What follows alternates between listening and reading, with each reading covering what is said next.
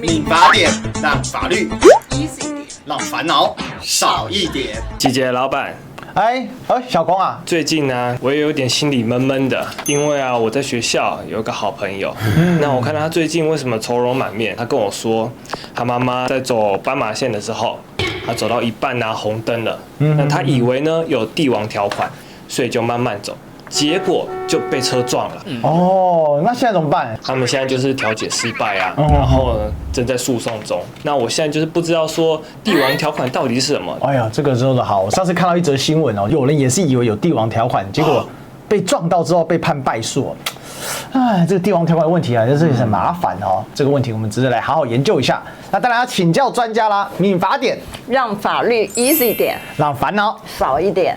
委员，这个真的要好好研究一下，因为帝王条款搞了半天，到底是有帝王条款没有帝王条款？因为刚才小公说他的好朋友的妈妈，这个在斑马线上被撞到，结果还是搞到诉讼去了。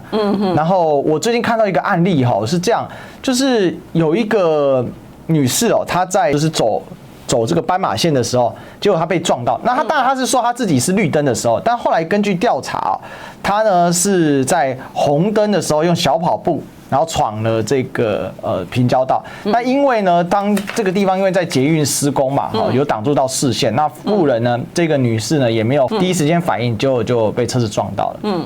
最后呢，这个反而是判妇人来败诉。那妇人未遵守交通规则然后这个造成他人不可预知的风险所以歧视他不用负责任，然后这个妇人反而败诉。你怎么看这个事情？就是说刚才小公讲的他们朋友家的案例，跟这个案例有一点不一样，因为他朋友的妈妈是看到了红灯，他走到一半，他刚刚赶过去，这个是一开始就闯红灯，所以大家现在很困惑。应该这样讲每一个法律案件呢，它的结果其实都跟事实是紧密相关的。说类似的情形，可它出来的结果未必是一样的。就像你刚刚讲到一个重点，如果行人他有穿越这个有闯红灯的情形呢，那这个是一种状况。那行人如果他没有闯红灯，又是另外一种不同的类型。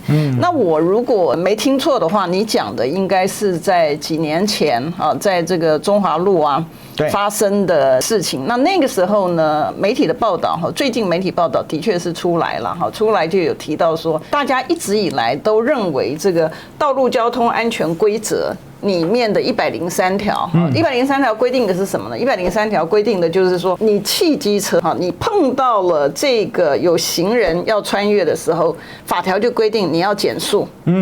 第一个他就规定你要减速，然后第二个呢，他讲说，如果呢你汽机车行经这个行人穿过的时候，如果你碰到有这个导盲犬的视觉功能障碍的话，他说不管有没有交通号志，你都要暂停。对，那这个条文基本上就是一般俗称的所谓的帝王条款这个所以有没有帝王条款的存在呢？原则上面来讲有。可是为什么你刚才前面提到，就是说前2年发生的在中华路跟西藏路的这个情形呢，它的结果为什么会跟这个帝王条款呢是不一样？那待会我们再讲法院的判决的理由，因为法院判决出来，所以媒体才会登嘛对。但是我们讲说，除了这个道路交通这个安全规则的第103条的规定之外呢，还有另外一个条文，其实是跟行人相关的。对，那个是行人的义务。行人义务，我们刚刚前面讲的是汽机车的义务，对不对？可是有另外一条规定是行人的义务。行人义务呢，它是规定在《道路交通安全规则》第134条。它里面就规定说，你行人在穿越道路的时候呢，你要怎么样子？他说呢，你要按照号志灯。对，如有号志灯的时候，你必须按照号志灯。所以刚才这个小公提到他的这个朋友的妈妈他在穿越这个行人道的时候，他并没有闯红灯。对，所以他有没有违反我们刚刚讲说这个134条的规定？他没有违反这个规定。可是呢，你刚刚提到的这个在中华路发生的那个案件里面呢，在那个案件里面，为什么会峰回路转？然后为什么媒体会报道帝王条款失效？帝王条款失效，但事实上不是。简单的来讲，帝王条款有没有存在？有。可是呢，法院会认为说，在那个案子里面呢，他有应注意他也能注意。可是问题是说，他没有办法预期他在前车都已经在绿灯的这个行进当中，会在行进当中的时候突然有个行人对这个蹦出来，然后他又讲说只有1秒的时间，任何人大家都没有办法能够在1秒的时间之内去因应，所以他认为就是说，在这样的情况之下呢，他是没有办法预期会有这样的一个结果产生。我们最近提到很多的交通的案件，为什么？因为很多的网友留言，希望我们能够多谈一些交通的，因为跟生活上面的息息相关。然后呢，它里面有提到说，原来在做这个交通的这个事故的时候，里面的鉴定的结果是讲说，是这个驾车的人的这个错误嘛？可是法院后来在看这个行车记录器啊，然后再听到这个双方的这个主张各自的主张之后呢，出来的是认为就是说，好，你所谓的应注意、能注意、不注意，那问题是说你是不是能注意？因为我刚刚前面提到说，以他现场描述的这个状况来讲，事实上他没有办法来得及去因应所以它不符合那个过失这个伤害的情形。因为我们提到，我们以前在这个民法典节目里面有提到，就是说任何的法律行为它可能牵动的有几个。我们刚刚前面提到的这个道路交通安全规则，它是一个行政的法令的规定。他说你如果违反的一个情况之下呢，那你会有它可以罚钱，我们叫罚锾那是行政法。就是说你是处罚，但是与此同时呢，假设你违反了这个规定之后呢，因为我们刚刚前面不讲你有过失嘛，应注意、能注意、不注意，对，然后呢造成伤害的话，那是处1年以下有期徒刑，那个是刑责。但是如果说你造成的伤害是重伤，那就是3年以下有期徒刑。所以是不一样。在我们在前面的这个民法典的这节目上面，我们其实也已经有谈到过。但这个是我们刚刚前面提到行政责任，然后刑事责任，还有一个责任叫做民事的责任。在民事责任里面呢，在你历史哥提到的这个案子里面呢，他就是这个小孩啊，对，就是因为他妈妈骨折之后呢，要这个照料他妈妈，所以他压力很大，所以他就请求要有这个精神的慰抚金。按照法条的规定来讲，如果有侵权行为，什么叫侵权行为？比如说，就包括你违反这个法令的规定，然后侵害别人的权利，或者是你用悖于这个善良风俗、公序良俗的方式，然后造成别人的这个损害的话，它都是侵权行为。那如果说你过失伤害，那当然更是。在那种情况之下呢，你是可以请求赔偿的。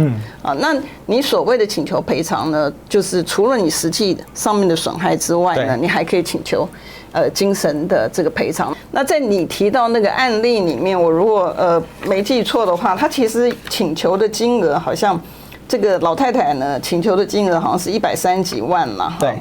然后呢，这个小孩要请求的慰抚金其实也不多了，他请求就是30万的，这因为他要照顾妈妈嘛，然后又要上课，然后对他的这个精神上面的压力是很大的。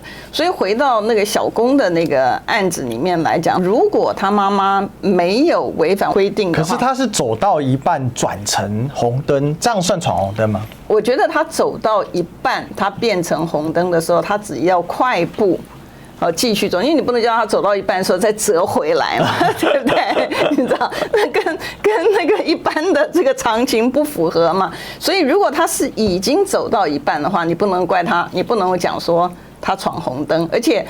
如果是他走到一半的时候，你可以想象，就是后面的车子才刚刚变成绿灯，对不对？变绿灯，你可以被看到走到一半上面是有行人的，你其实是可以看到。所以按照这个交通规则上面来讲的话，你是不是看到有行人的时候，你必须要暂停？是啊，即便你是这个绿灯的情况之下，你也要暂停。所以。因为按照这个交通规则的这个规定的话，那你基本上来讲，你碰到有行人，然后你也看到说，你就应该要停，即便你自己是绿灯，即便你自己是绿灯，你可以走，你也应该要停嘛。所以我们讲说，如果以小公的他描述的实际上面的情形的话，那应该是应该是这个行人呢，他并没有违反这个相关的规定了，所以他的结果就会跟我们看到这个媒体报道出来的这个结果呢，台北市这个妇人就不同了，对，截然不同。所以其实帝王条款也不是无敌条款，他不能把它当成吃无敌星星。我今天走在斑马线上，所以任何碰到我你就完蛋，还是要看他的实行双。像我们刚才前面提到那个台北的那个妇人，就是在西藏路中华路那里受车祸这个案件。他其实是因为他闯红灯，而且因为当时他说有施工问题嘛，所以他是导致无法应注意未注意，但是时间不足以应注意的情况之下，他是应注意，可是问题是他是应注意、能注意、不注意。对，所以问题是他是不是能注意？因为他后来为什么会翻案的一个原因呢？就是因为他已经他是后车，他不是第一部车，他是跟着前车。已经是绿灯的行驶，他并不是说他是第一辆车，然后他看到有人这个闯红灯，然后他不停下来，还是撞上去，他不是。按照法院的判决讲的情形呢，是因为他那时候也修马路，对，所以呢，他也被前车的视线挡住，所以他是没看到。他其实他是没能注意或者不能注意啊，应该说他不能注意，因为你知道我们这个学这个国文的好处就是。那个不能跟不为是两回事情。好，我们以前学这个国文的上面讲说，非不能也，不为也，对不对？可是在这个案子里面，是不是不为？不是不能，不能。对。那如果你是能，但是你不为，那你就会。违反有责任，就有责任啊！你的责任呢，就不仅仅是我们刚刚讲说违反这个道路交通安全的规则而已，你可能还有会构成这个刑法上面的过失伤害，然后甚至于因为你有过失，然后你造成的伤害，你按照民法上面你就可能会需要赔偿。那你赔偿的也不仅仅是他的医疗费用而已，你赔偿的可能还包括我们讲说精神上面，就是家属的精神上面的慰抚金，这些都会是需要负责的。所以帝王条款存不存在呢？存在啊，它并不是不存在，而是说如果你的这些的危险状态呢，基本上来讲，就算那个加害者啊，他碰到了，可是事实上是他所不可以预期，而且他也没有办法这个因应防止。就像我们讲说，法院判决里面讲说，他只有1秒钟的时间因应，但是他来不及因应，他踩刹车也一样，他会碰上去的。所以他在那个特别的案子里面呢，才会认为他。不应该负责啊，但是倒不是讲说，帝王条款从此消失了，没有，它还在那里。那我进一步问一个问题，就是说，帝王条款的话，如果他像刚才的案子，它是一个闯灯，但因为中有遮蔽物，所以是导致跟他发生车祸的这一个就是撞伤他的这一方驾驶，他是不能，他做不到嘛？对他没办法，因为他看不到他按照他案子里面的判决上面，他是讲说他根本没有看到，他被前面的车子挡住，因为他不是第一部车。第一部车你当然看到人家走过去，他相当于是人家车在动，他突然钻了细缝跑过去。对，他讲的是说，因为他在修马路啦，对啊，因为他在形容说，因为我们也会觉得很奇怪，就是说你即便你是跟着前车的话，那有行人过去，你怎么会看不到呢？你知道，他说，因为他那个时候是道路在修，所以呢，那个他被遮蔽了，所以他看不见了。因为按照法院判决，他讲说他只有1秒的时间，那我们都知道1秒就滴答就1秒就。但是如果说今天一个人他是穿越马路，对，然后他也是闯红灯，对，可是他是个开阔马路，我远远就可以看到他，只是驾驶没有可能相对注意的话，然后去磕碰到这个行人的话，那其实驾驶就要负相应的责任，因为其实你远远可能就可以看到他。对，为什么我们这样讲呢？你驾驶你可能充其量你可以讲说他余有过失，你自己有没有过失？有。你驾驶，你既然已经看到他了，你也能够那个停啊，但是你不停，你觉得说，是他闯红灯，所以我要撞上去，不可以的，因为顶多就是说这个行人呢，他虽然违反规定，他有没有过失？他有过失。好，所以在法律上面来讲，我们叫做与有过失，就是也同样的有过失。那你有过失造成的损害，只是你会按照你过失的比例，去分摊这个损害而已，并不会说因为被害人有过失，你就可以阻却违法，就可以没事，不会的。这是所谓的互相赔偿比例原则的问题。对，我们叫做与有过失，就是两边都有过失的情况之下，我们叫与有过失。所以其实不是无敌是痴心心啊，你自己没有注意好，那你还是要注意的哈。对，好，那我想这个帝王条款，因为最近帝王条款很多人讨论啊，尤其上次那个漫画出来啊，那我想在那个帝王条款那时候论战，我也是其中有参加的人之一。但不管怎么样啦，因为我是认为说你行人跟汽机车其实也是互相尊重啦，你就快红灯了或者是怎么样，你就赶快通过嘛。对。那个网红是觉得说啊没有啊这个。什么这个又不公平，对不对？你是这个汽机车跟行人又不是站在同样的公平线上，他就是变成这样子在争吵。这个不对，为什么呢？因为就是当你就是一样哈，其实，在那个我们讲说媒体报道的这个案例里面，西藏路、中华路的这个案例里面，它也是。他是因为这个被害人呢，他是因为有疾病的关系，所以呢，他走路的速度是比较慢的。但是他看到变红灯的时候，他其实也有加速。所以，这个汽车的驾驶人呢，之所以不构成过失伤害的原因并不是讲说这个老太太有问题，不是。他只是单纯的回到说他有没有过失，他有没有过失，然后这个是不是他能够去避免的？如果他采取行动的话，他可以避免这个车祸发生。但如果他不能够避免的情况之下，你苛责他的这个就叫无过失责任，他不是。在我们的这个刑法里面，原则上面都是要有故意。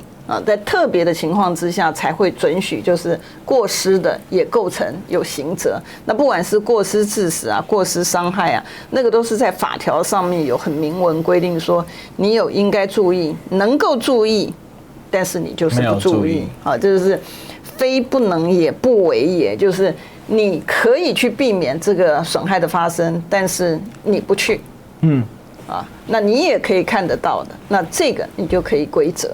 OK， 好，那关于这个帝王条款的讨论呢，我想我们就到这里了。那这个大家在过马路的时候，千万不要觉得自己是行人呢，就觉得吃无敌星星了。过马路的时候还是要注意一下路口，然后四处张望，然后快步通过。对，这个应该是从小教到大了。那一样啊，这个驾驶人啊，也不要就是说这个看到义正言辞的觉得说，我有这个先行权啊。你知道在国外很多的是有所谓的先行权嘛？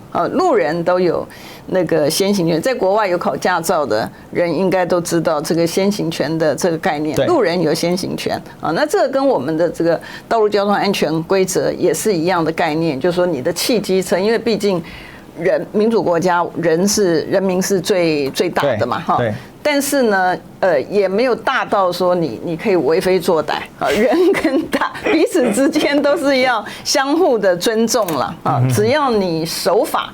那基本上来讲，你的权利是受保障的。但是如果有人不守法，然后呢，你认为说，我现在可以就是说碾压过去，那不行。那还是就是说，不管怎么样，生命都是很重要的。好，我相信这个还是不要闹上法院了哈。对。那不过法官眼睛应该还都是雪亮的。OK， 好，那我们今天敏拔你就聊到这里。最后记得帮我们按赞、订阅、分享，打开小铃铛，也欢迎大家跟我们这个留言，你想要看什么样的案件或者是法条的一个讨论哦。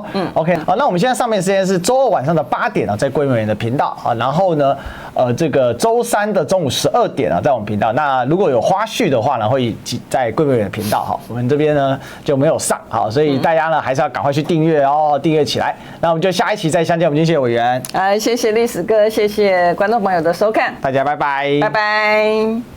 观众朋友一定要给我们按赞、分享、开启小铃铛。影片说明栏中记得去把它订阅起来记得追踪每周都会更新一集那我们呢就在敏拔点上见喽，拜拜。